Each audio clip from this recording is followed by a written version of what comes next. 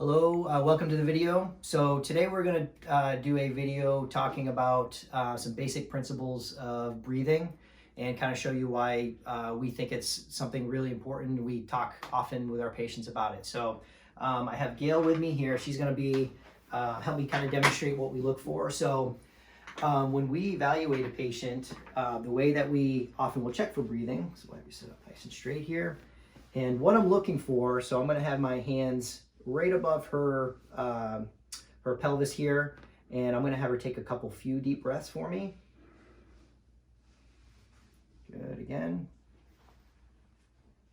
Perfect. So what I'm looking for is a expansion that happens all the way around, and she's got pretty good pattern here. So what we're looking for is if she's able to do that, that tells me that when she inhales, she actually gets a drop of her diaphragm. So her diaphragm is a muscle that runs this way, right close to the bottom of our ribs, and it separates our abdominal cavity from our chest cavity. And really, it's so important for our lumbar spine because it gives us a start to some of our stability.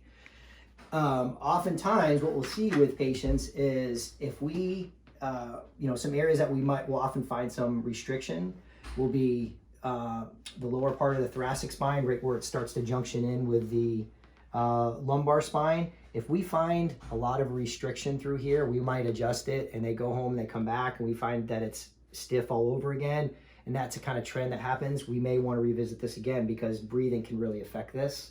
It can also really affect some of the issues in the upper thoracic, even to the base of the neck as well.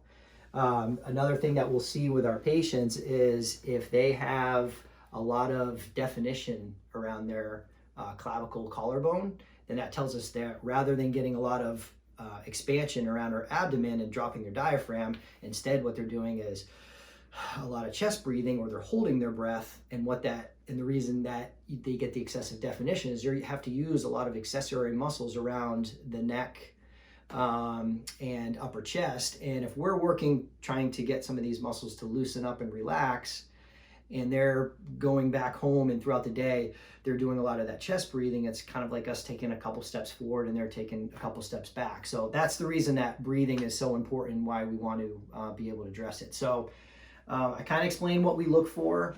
Now I just want to go through a basic routine, so how we get somebody to actually change their breathing pattern. So I'm going to have Gail go ahead and lie on her back here. And what she's going to do, she's going to place one hand right over her upper chest, is fine, good, and the other one's going to be right over her belly button, okay? So we're doing a couple things here. We're getting a really good monitor of what's moving here and then what's moving here. So again, we want a lot of movement here, very little movement here, okay? So she's gonna do an inhale through her nose and then an exhale through her mouth. So go ahead. Good, and what we see here is a lot of rise at the belly, very little rise going up at the chest. A couple deep breaths.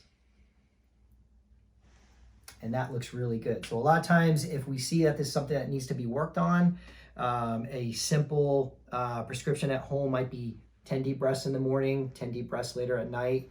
This same setup here, making sure that the pattern is really good, diaphragm's dropping down, everything here is nice and relaxed. So that's all we have for today, guys. I hope you enjoyed the video. Let us know if you have any questions, and we'll talk soon. Thanks.